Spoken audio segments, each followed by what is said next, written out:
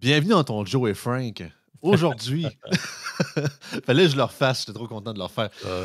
Aujourd'hui, les sondages sont sortis. Léger nous a concocté une nouvelle petite concoction au fédéral comme au provincial. Les conservateurs sont encore en hausse. Les libéraux, ça va pas bien comme toujours. Et la CAQ a son pire sondage en intention de vote depuis 5 ans. On vous en parle dans Joe et Frank.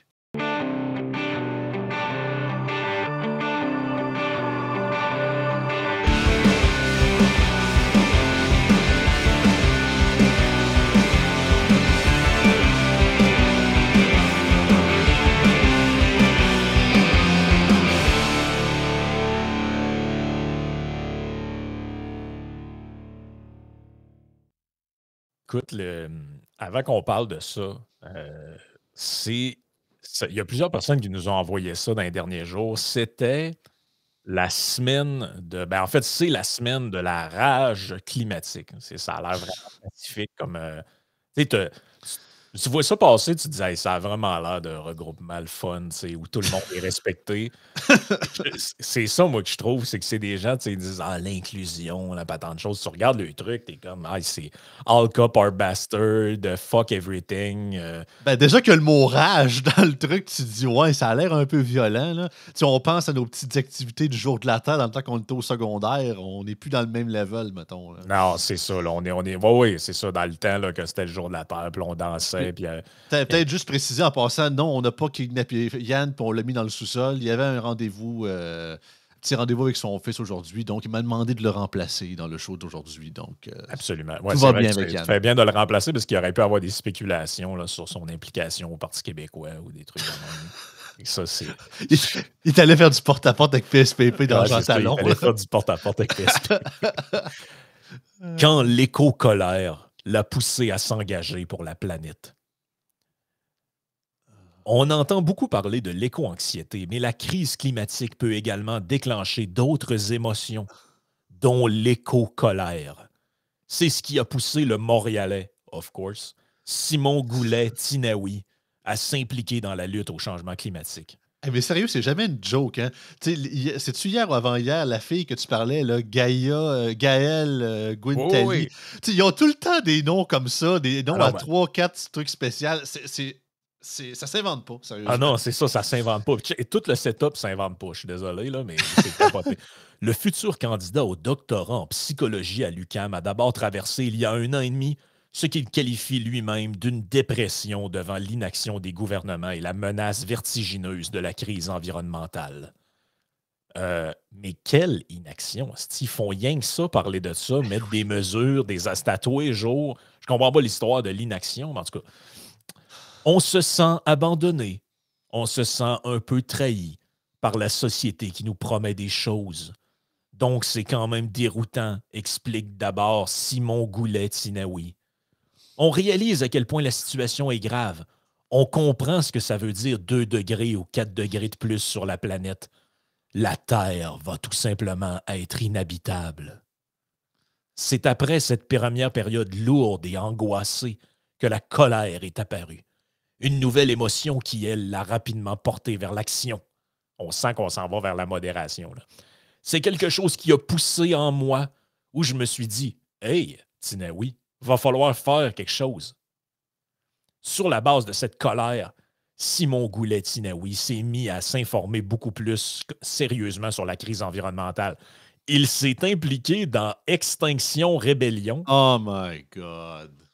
A cofondé l'OBNL Éco-Motion pour émotion environnementale, une organisation visant à fournir des espaces pour soutenir psychologiquement les communautés face au changement climatique. OK, des safe space green. Ouais, ça, c'est genre pour les étudiants de l'UQAM qui veulent pleurer parce qu'ils ont peur que la Terre saute, ils vont voir Éco-Motion. Et il s'est lancé dans un doctorat à l'UQAM portant sur les éco-émotions. OK, fait que parce que c'est vrai, parce que lui, il fait son doctorat en psychologie. Fait que êtes-vous en train de me dire qu'on est en train de créer une nouvelle un nouveau bullshit department dans l'univers de la psychologie qui va comme je suis un psychologue spécialisé en éco-anxiété. Puis dans pas long, cette personne-là va être interviewée ou va faire un débat. Comme expert. Ben oui, comme expert. Ben oui, nos chers experts. Alors, nous allons rejoindre Simon Gouache Tinaoui. Tinami, expert en éco-émotion. Alors, Monsieur Tinaoui, vous avez... Vous complétez un doctorat à l'UQAM sur la psychologie des émotions éco-environnementales apocalyptico-génocidaires. Et donc, vous allez... Et là, la personne devant lui, ça va être juste quelqu'un de normal. Puis là, tout le monde va être comme, c'est qui cette crise de climato-sceptique-là? Ça va être Jean-François Lisée. Ouais, ça va être Jean-François Lisée. Oh mon Dieu. C'est délicieux. Ben, et semble-t-il qu'après toutes vos études, vous avez fait un certificat dans une galaxie près de chez vous. Dans le 2034, le post-apocalyptique. Oh mon Dieu. Le pire, c'est qu'on sait que ça va arriver. C'est ça qui est le pire. Oui. Cette éco-colère, comme l'éco-anxiété qui a fait les manchettes dans les dernières années, fait partie du vaste monde des éco-émotions. C'est-à-dire des émotions que l'on vit lorsqu'on contemple les effets du changement climatique. Résume la docteure Karine Saint-Jean, psychologue et auteure du livre « Apprivoiser l'éco-anxiété et faire ses éco-émotions un moteur de changement ». Moi, tout ce que tu nous lis ça depuis tantôt, puis j'ai rien qu'une chose dans la tête. Me, myself and I. Je me moi, mes émotions, de ce que je ressens. Oh, c'est l'enfer. C'est tellement tout centré. En plus, ce monde-là, il se dit du collectivisme, qu'on pense à l'univers commun. Vous faites rien que penser à vous autres, puis créer des sous-catégories de sous-catégories pour vos propres petites affaires.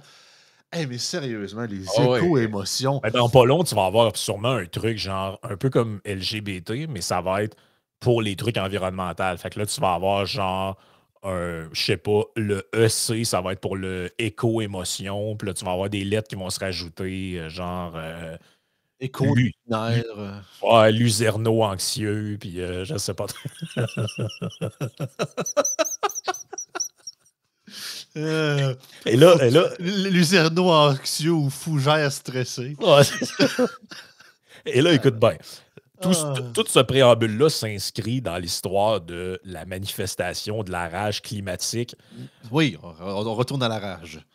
Avec des événements comme une manifestation de la rage climatique et Écrasons la culture du char, une coalition de groupes militants invite cette semaine les citoyens à transformer leur éco-anxiété en éco-colère.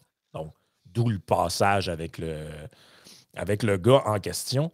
Et là, écoute bien, il y a un autre personnage qui rentre dedans, qui veut écraser la culture du char. Et je ne sais pas si c'est une joke, là, mais je vous jure que c'est écrit dans l'article.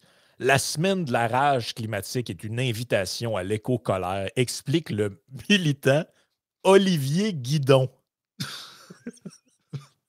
Non, attends un peu. Attends. On a Tsunami puis on a le Guidon. Ça va, ouais. Ah, mais sérieux, ça s'invente. Mettons que j'avais inventé une parodie de même. Ben j'avais dit, il y a un militant, c'est un gars anti-char qui fait du bicycle, puis il s'appelle Olivier Guidon. Il n'y a personne qui m'aurait cru, là. C'est un peu comme la fille de, c'est-tu au 95, là, où Rosé, Automne, Témorin, fait tant de trucs, là, tu sais. Oh, oui. Mais écoute, c'est malade. Écoute bien ça. On est un groupe de... Parce que c'est ça l'affaire qui m'énerve avec ces trucs-là. J'ai rien contre le fait que des gens soient pour l'environnement puis qu'ils manifestent puis qu'ils fassent ça. Mais pourquoi? Tu sais, c'est un peu comme genre les manifestations pour les droits de LGBT. Il y a tout le temps du monde qui sont ultra sauce reliés à ça, puis que tu regardes ça et tu fais comme ouais. On dirait que je suis plus sûr. Là, du monde tout nu ou avec des strap-on ou des affaires de même. T'es comme ça, me semble c'est comme trop. Il y a moyen. Il y a moyen de manifester, de faire valoir ses idées, mais dans le cas du climat, c'est la même affaire. Check bien la patente. On est un groupe de personnes qui ont eu envie de poursuivre l'aventure après la COP 15 et on a décidé de se rassembler autour d'un discours écologiste, anticapitaliste et anti-oppressif, raconte Olivier Guidon. Fait que là, c'est genre le rassemblement de la justice climatique anticapitaliste. Finalement, c'est une patente de commis de l'UQAM, là. Oh ouais, pas juste à l'UQAM, je t'ai envoyé l'image ce matin. La wave de la rage climatique, ça se spread un peu partout dans nos chers campus universitaires. Et je vous annonce, mesdames et messieurs, que. Hey, c'est capoté, là. L'Université de Rimouski, je pense que c'est l'UQAR, l'Université du Québec à Rimouski, c'est ça. Eux autres aussi, cette semaine, sont en mode rage climatique. Hey, à fucking Rimouski, man. Là. Ah oui, à fucking Rimouski. Tu vois le vert. Puis en plus, là, ce qui est le pire, on n'a pas encore parlé, c'est que les étudiants qui embarquent pas là-dedans, parce que là, à l'UQAM, ils ont arrêté les cours à cause de ça cette semaine. Ils ont cancellé d'horaire parce que c'est la semaine de la rage climatique. Moi qui ferais mes cours à l'UQAM en Sciences Po, je veux rien savoir de ça, je veux continuer à étudier. T'es coincé à cause de ça, là.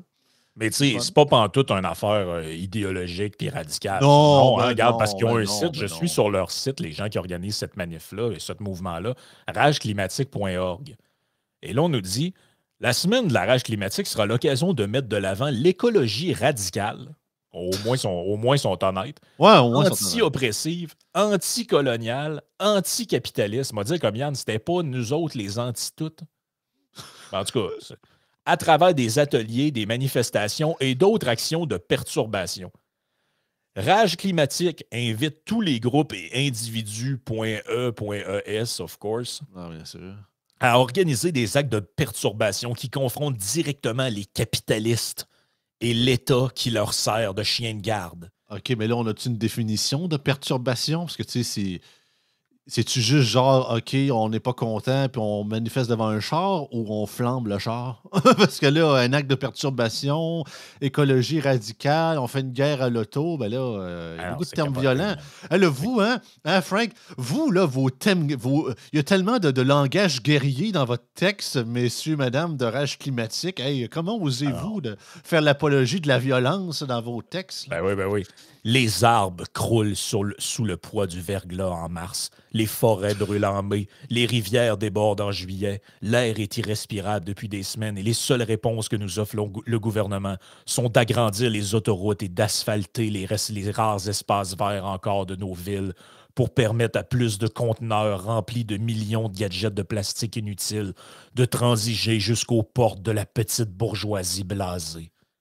Et sans oublier l'industrie chimique et le push-push en cacane. Oh, ouais, puis eux autres, ils font pas partie partout de la petite bourgeoisie. Je suis étudiant à l'UQAM en éco-émotion, mais moi, je fais partie des ouvriers en lutte contre le capital. Ben c'est ça l'affaire. Réfléchissons. Réfléchissons dans probablement toutes les gugus de plastique inutiles. Il y a beaucoup de cellulaires là-dedans. Puis j'assume que nos chers militants de l'UQAM, sans ça, il y aurait de la misère à vivre. Mais pensons plus loin, Frank. T'as un background en philosophie, tu le sais plus que moi. Ces gens-là veulent que le capitalisme s'effondre. Puis là, qu'on vit dans une nouvelle société éco-responsable dans le bois avec un système de troc, un peu comme le Moret appelle la Nouvelle-France 2.0. Là. Mais ce monde-là, justement, là, qui ont des études en éco-anxiété, ça, dans la société du Nouveau Monde, là, ils vont faire quoi, ce monde-là? Ils creusent des latrines. Mais c'est ça le paradoxe de ces gens-là qui n'ont pas l'air à comprendre, c'est que, je veux dire, c'est la plupart de ces gens-là, dans le monde qu'ils souhaitent, c'est ça. Si on est gentil, ils creusent des latrines, puis ils cerclent les jardins, puis si on n'est pas gentil, ça peut être moins le fun que ça. Là. C'est ça, il épluche les patates. Là. Le monde qui font le petit village tout seul dans le bois. Je sais qu'il y avait eu des séries là-dessus. Je pense que c'était la Canal D qui passait de ça. C'est au moins, ils sont cohérents. Le gars fait ses études en construction. Oui, dit, je veux partir un projet. Puis toi, OK, tu peux croire en ce que tu veux. On peut pas être d'accord, mais au moins, tu es cohérent. Tu t'es déjà préparé pour la prochaine étape si jamais ça arrive, ton histoire. Fait qu'au moins, tu es guéri au cas que ça arrive. Mais dans le cas, c'est ça. C'est de la fabulation de l'illogénie. Puis carrément. Hey, on a même l'horaire. On a l'horaire de la semaine. Oui. Ça, c'est le fun. Check bien ça. Le T-Rex, en plus, pour commencer en background. Le T-Rex qui est en sacrement. Donc, on a à l'horaire, pour les gens que ça intéresse, quand même important là, d'en parler, on a la manif du Front commun pour les services publics. Donc, ça, c'est déjà passé. Soirée artistique et levée de fonds en soutien aux luttes Neichrochowitz. Je ne sais pas c'est quoi. Je vais googler ça tout de suite. Marché fermier de la rage climatique. Projection du documentaire Ni Dieu ni Maître, suivi d'une discussion avec FDD. Je ne sais pas c'est qui FDD, mais c'est pas grave. Atelier de Climate Justice Montreal, résister aux fausses solutions face au changement climatique. Et une de celles que j'aime, là, ça va être demain soir. Manif, écrasons la culture du char. Mais il n'y a pas de guerre à l'auto, ça, c'est une théorie du complot. Ouais, Moi, c'est c'est ça que j'aime. Ensuite, on a. Ah oui, ça, c'est mon préféré. Performance de danse tarage. Tarage. Donc, ça, c'est des gens qui vont. C'est des gens qui vont danser et qui vont exprimer leur rage. Là. Un peu comme un peu comme la fille française là, qui dansait là, pendant les manifs. Ouais. Ensuite, on a souper post-manif de la rage climatique et party à l'espace des révoltes. Donc, tout est comme bien thématisé quand même. Et à la fin de semaine, parade sur la place de la Révolution. Ah non, c'est incroyable. Mais En passant, Nihiro Sowiewicz, excusez-moi si je le scrape, c'est l'identité atikamekw. C'est relié avec les Autochtones. Donc, ça a-tu rapport avec LGBT, ça? Ben, l'affaire, c'est qu'ils ont mélangé beaucoup d'affaires reliées à ça. Le fameux truc de Two Spirit, là, deux esprits. Là. Ça, c'est le Two Plus ouais. dans le LGBT, pas tant de choses. C'est relié à ça. Là, le fait que les personnes transgenres, ou du moins des hommes qui sont plus attraits féminins ou qui agissent différemment, les plusieurs tribus autochtones, ils appelaient les Two Spirit parce qu'ils pensaient qu'il y avait comme deux esprits, hommes-femmes, dans le même corps. En tout cas, la manière qu'ils voyaient ça. Ouais, androgyne un peu. Là, ouais, c'est ça. Puis les LGBT ont comme rajouté ça là-dedans, puis ils ont mis Two Plus dans la liste d'alphabet. Ah, OK. Bon, écoute, on va se... Honnêtement, j'avais jamais trop compris ce que ça faisait là-dedans, mais c'est ça pareil. Ils sont enragés, nos chers amis. Ouais, oui, ils sont enragés, nos chers amis. Ça fait une victime du jour un peu longue, mais ça connecte avec deux sujets. Ah ouais, c'est le fun. Qui sont... ça fait la victime puis un sujet d'actualité en même temps. Il y a des sondages qui sont sortis, donc Léger nous montre ces nouveaux sondages. Donc, dans le fond, il y a comme deux sondages qui ont été faits puis qui mettent de l'avant des résultats sur deux scènes politiques différentes. Là. Mais le premier, c'est celui-là sur... je le fais apparaître à l'écran ici. Pire score en 5 ans pour la CAQ, chaude lutte à prévoir pour le PQ, donc dans Jean Talon. Et là, on nous parle que la CAQ a maintenant un recul de 10 points dans la capitale nationale. Et ça peut paraître... Les chiffres peuvent paraître un peu... Je le sais, ça va être quoi les commentaires? Ben là, il y a encore 34 parce qu'il était à 37 au dernier, ils sont rendus à 34. Mais dans les mouvements d'intention de vote au Québec, ça part toujours de Québec. C'est toujours Québec qui fait changer les trucs. Et regardez ici, là, intention de vote Québec RMR, donc ça veut dire la région métropolitaine, la région Québec, là, de Québec complet, là, avec écart sur le dernier sondage du 21 août. Donc, il était à 33, ils sont rendus à 23 et il était à 40 quelques là, aux élections. Là. Donc, on a, pour la région de Québec, on a CAQ à 23 en deuxième place, derrière le PQ qui est à 30, PCQ à 21 en troisième place. Montée de 5. Solidaire qui sera en montée de 7. Ça, j'ai de la misère à le croire. Là. Ça, le sondage, il faut toujours prendre un peu des bémols avec ça. Là, pourquoi est-ce qu'il y aurait 7 de caquistes qui s'en vont chez Solidaire? Là? En tout cas, je ne sais pas, je n'ai pas trop compris. Non, c'est ça. C'est un peu comme le 30 du PQ. On peut comme. Je pense que c'est Yann qui en parlait. C'est que là, le monde, ils ne savent pas où se mettre. Là, vu que PSPP est bien brillant avec ses histoires, le monde s'en va au PQ pour l'instant, mais c'est pas.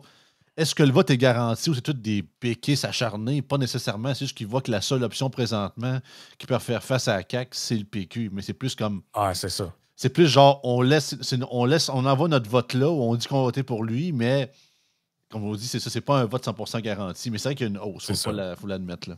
Mais tu sais, ça paraît évident que les Québécois savent pas. Tu sais, au fédéral, c'est évident. Si t'es écœuré de Trudeau, tu te tournes vers les conservateurs, c'est le parti qui est susceptible de prendre le pouvoir et de remplacer. Au Québec, on a eu cette alternance-là entre libéral et péquiste, mais comme la CAQ s'est faufilée là-dedans, ça affaiblit ces deux partis de gouvernement-là traditionnels. Et là, les gens ne savent plus trop, tu sais. C'est ça, il y avait eu j'en avais parlé ce matin dans le podcast, il y avait eu un texte intéressant dans la Gazette qui disait que la force de la CAQ, c'était pas sa force, c'était la faiblesse des adversaires. Et ça, c'est vraiment vrai. C'est-à-dire que si on était dans un contexte, mettons, bipartite, ça ferait longtemps, ou mettons juste avec 3 partis, ça ferait longtemps que ce paysage-là aurait changé. Mais là, vous comprenez que dans la région de la capitale nationale, on est rendu avec un genre de lutte à quatre. Les libéraux sont complètement off du portrait, là. Mais on est rendu avec 4 partis qui tournent autour de 20%. 20-25% selon les sondages, ça dépend quoi. Ben ça, là, ça vient vraiment fucker les pronostics électoraux, puis ça vient aussi faire en sorte que si tu n'es pas content, parce que l'électeur moyen là, qui ne connaît pas nécessairement tout, là, lui, c'est pas compliqué sa réflexion. C'est quand il est écœuré de voir la face de quelqu'un, il vote pour son compétiteur. C'est un peu le classique de j'étais chez Bell, j'étais allé chez Vidéotron et vice-versa. 2018, c'était quoi pour vous autres? C'est pas mal plus les libéraux qui ont perdu les élections que le monde on décide de. Ben, il y a eu un peu de on va essayer la CAQ parce qu'on ne l'a jamais essayé, mais c'était vraiment qu'on voulait juste mettre les libéraux dehors. Fait que. C'est ça, exactement. C'est carrément ça. Et un truc que j'ai trouvé intéressant, c'est ce qui apparaît à l'écran ici. Finalement, les Québécois sont à l'image des restes des autres Canadiens. Vous vous rappelez ce que j'avais parlé dans cette espèce de sondage, je pense que c'était Abacus ou je ne me souviens plus quoi, qui montrait les priorités des Canadiens. Et il y avait 3 principales priorités. Regardez à l'écran, c'est pas mal le même genre d'affaires qui préoccupent les Québécois. Premièrement, coût de la vie, inflation. 34% des gens ont dit que c'était l'enjeu le plus important. Le système de santé, 25% des gens ont dit que c'était ça l'enjeu le plus important. L'accès au logement, là, on voit pas, 14%. Et changement climatique, éducation et autres, là, les autres trucs, ça fait même pas 10% que de gens mettent ça en première priorité. Donc, premièrement, ça remet en perspective bien des affaires, là. On a l'impression que on fait ça parler de climat, c'est sans arrêt, mais quand tu demandes aux gens, Frank, voyons donc. C'est quoi votre priorité? Écoute, il n'y a même pas la quantité de QS qui mettent ça en premier. Je ne sais pas si vous réalisez, là, mais QS fait 17%. Donc ça, c'est supposé d'être des écologistes enragés là-dedans, tout ça. Oui, le gouvernement à en venir selon le média neutre et indépendant. Ouais, c'est ça. Mais ça, tout ça, ce que je vous montre à l'écran, là, c'est le même sondage. Donc, si vous savez compter, ça veut dire qu'il n'y a même pas l'électorat de QS au complet qui a répondu que l'enjeu le plus important, c'était les changements climatiques. Ils ont tous répondu logement, coût de la vie, système de santé. On n'arrête pas, ils nous le rendent tellement dans la tête, là. Puis là, voyons donc, comment ça se fait que la majorité des Québécois, ils mettent leur top priorité des enjeux économiques? Arc! Vous comprenez pas que la Terre brûle, là? Ben oui, c'est ça. Vous comprenez pas que ça prend des enjeux clairs? Ça prend, comme ils disent, du courage, là, pour prendre des décisions importantes pour l'avenir, là. Voyons donc. On ne peut pas laisser le monde, pas se permettre au Québec d'avoir de l'ambition, voyons donc. Ben oui, et c'est pour ça que c'est pour ce qui explique un peu les autres chiffres qu'on peut voir, c'est ceux-ci. Le Parti libéral glisse et le Bloc québécois dégringole au Québec face à la montée rapide du Parti conservateur. Et on vous l'avait dit, qu'est-ce qu'on a dit, moi, Yann, l'autre fois? Le Québec, on est toujours un peu en arrière de la parade, mais on finit toujours par la suivre d'une manière ou d'une autre. Pas avec le même degré d'intensité, pas avec la même manière, mais rappelez-vous la vague orange. Elle a pogné ici aussi. Là. Elle a même pogné, c'est pas mal même ici qu'elle a pogné le plus. Là. Talonné par le Parti conservateur, jamais le Parti libéral du Canada n'a été en si mauvaise posture au Québec depuis l'arrivée au pouvoir de Justin Trudeau, d'après un sondage léger. Moins d'un tiers des Québécois voteraient pour les troupes de Justin si les élections fédérales avaient lieu aujourd'hui.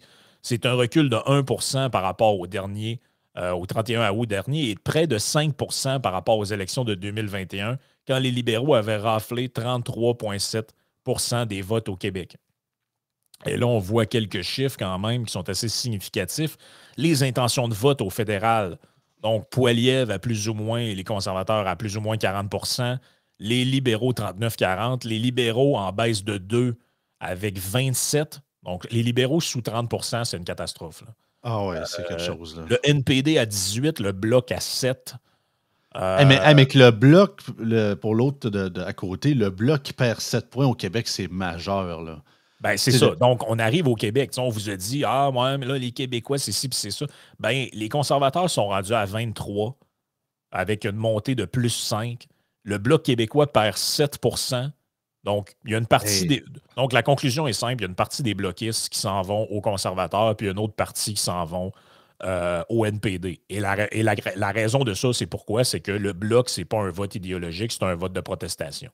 C'est ça. Oui, tu as des souverainistes qui vont voter pour le Bloc par conviction parce qu'ils ne veulent pas voter pour un autre parti. Mais je pense que quand tu arrives dans les alentours de ces pourcentages-là, il y a beaucoup de gens qui votent pour le Bloc parce que c'est un vote. Ils ne savent pas pour qui voter, c'est un vote de protestation. Eux autres, ils nous défendent, parlent pour nous autres. Puis depuis Gilles Duceppe, puis même un peu avant, il y a tout le temps eu le côté, le Bloc, c'est le PQ fédéral. Fait que le PQ, toujours plus, un peu comme PSPP puis GND dans la dernière campagne. Toujours pas mal pareil sur l'environnement, pas mal plus à gauche, pro-État, centralisateur. Donc, même si le Bloc vous dit que on défend l'intérêt des Québécois, puis on présente les intérêts de l'Assemblée nationale, non, c'est des gens de gauche, il ne faut pas se le cacher. Hey, même hier, avant hier, quand les libéraux ont voulu faire du 1984 puis carrément effacer de l'histoire de l'invasion du soldat nazi, le Bloc avait appuyé la motion des libéraux. C'est les conservateurs qui l'ont bloqué. C'est complètement débile. Ah non, c'est capoté. Le chef conservateur peine cependant à convaincre les Québécois qu'il serait le meilleur premier ministre. Bon, là, il y a du chemin à faire, évidemment, au Québec. J'ai juste une question, Frank, avant que tu continues. Le sondage, les données, ils ont été pris quand? Parce que est-ce que ça prend en compte l'histoire du soldat nazi? Parce que si on a ces résultats-là, puis avant la controverse du nazi, là, ça va être encore pire. Là. Du moins pour les libéraux. Là.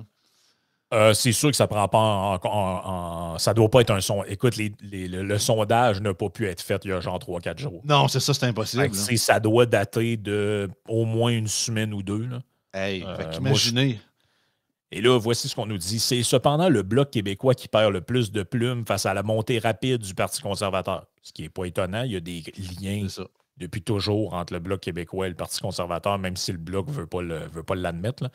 Il a subi une dégringolade. Puis pourquoi je dis ça, c'est qu'il y a juste à savoir que Lucien Bouchard était un ancien ministre du gouvernement conservateur et qu'il a quitté pour fonder le Bloc québécois. On sait juste se rappeler de ces trucs-là. Il a subi une dégringolade de 7 % dans les intentions de vote depuis le 31 août, se classant maintenant au coude à coude avec le Parti libéral. En comparaison au scrutin de 2021, les troupes d'Yves-François Blanchet récoltaient 32,1 % des votes.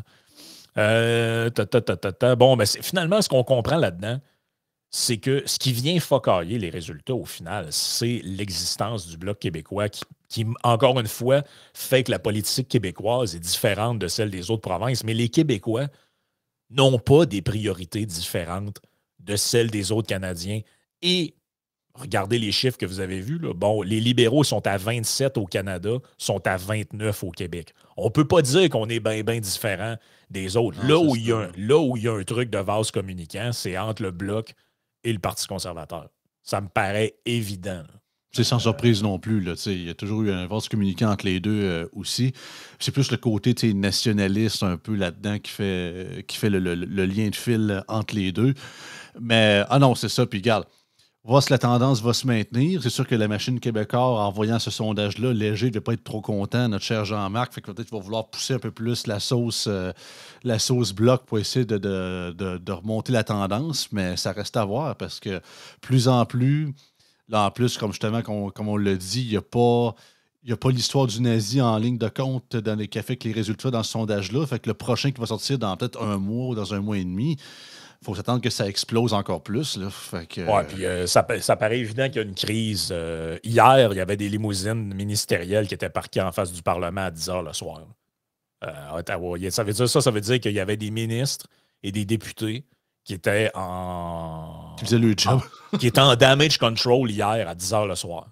Ben, j'espère, parce que les gens ne comprennent pas que l'incident qui a eu lieu, parce que vu que tu en parles, on peut parler de ça brièvement avant de passer sur Patreon, là, mais ça a créé, ce truc-là, c'est pas juste une affaire symbolique, ça a créé un onde de choc sur plusieurs aspects. D'un, ça vient jouer dans les relations entre le Canada et l'Ukraine, entre le Canada et la Pologne, qui veut maintenant extrader le bonhomme en question.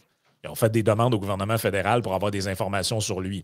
Ça crée des tensions entre le gouvernement fédéral et la communauté juive canadienne via différentes organisations comme Simon Wiesenthal et compagnie.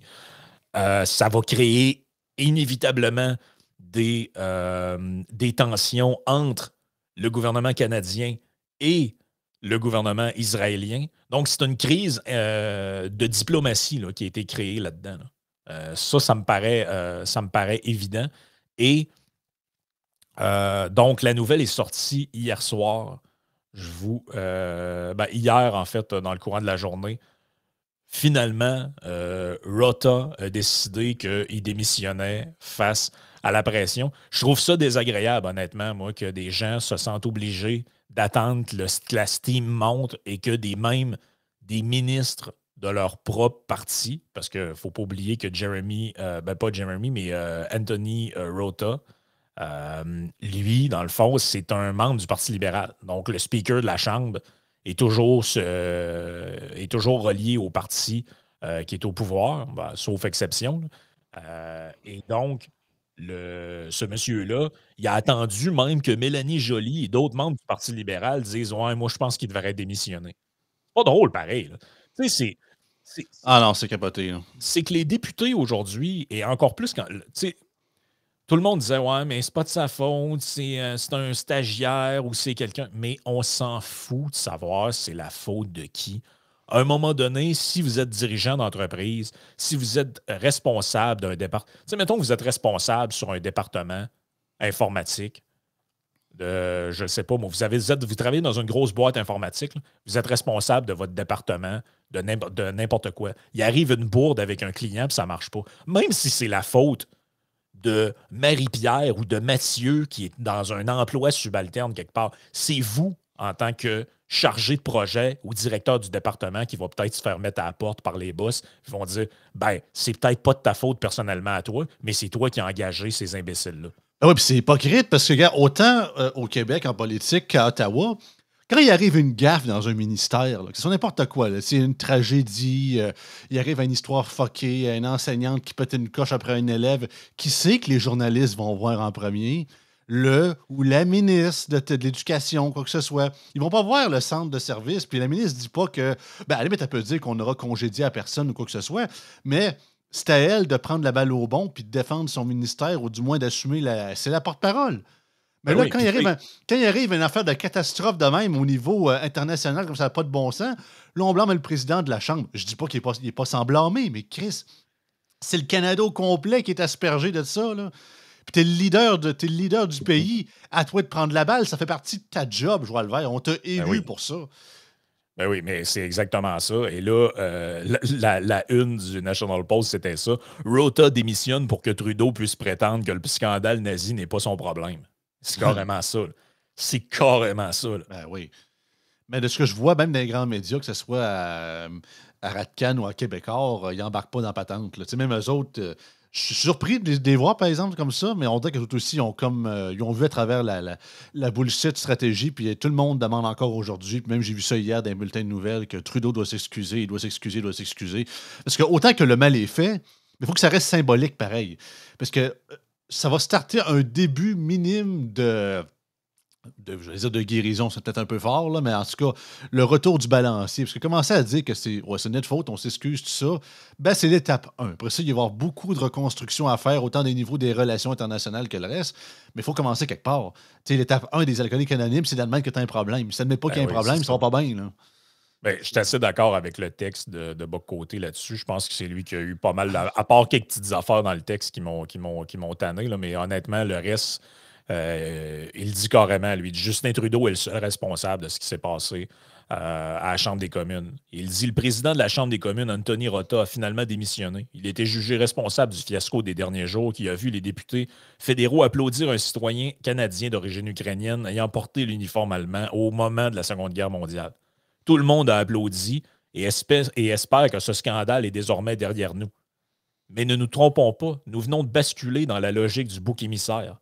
Car ne nous méprenons pas, s'il y a un responsable du présent fiasco, c'est Justin Trudeau. Une visite de cette envergure relève de la responsabilité. Qu'il ne l'assume pas nous rappelle à quel point il ne comprend pas sa fonction. Il y a 3 possibilités devant nous. La première, Justin Trudeau ne savait pas qui serait dans les tribunes de la Chambre des communes, ce qui veut dire que ses collaborateurs sont d'authentiques amateurs, des pieds nickelés, des joueurs de balle molle incapables d'organiser la visite d'un leader étranger.